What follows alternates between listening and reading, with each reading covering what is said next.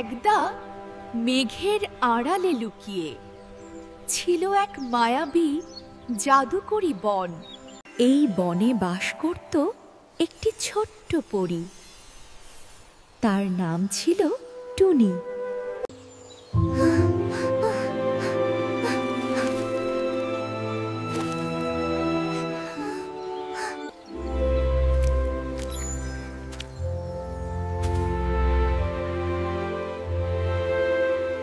ওহ ছোট্ট সোনা, তুমি কাঁদছো কেন? তোমার কি মন খারাপ?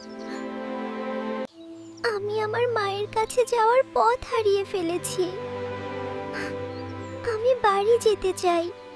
ভয় পেও না, আমার সাথে এসো, আমি তোমাকে পথ দেখাবো।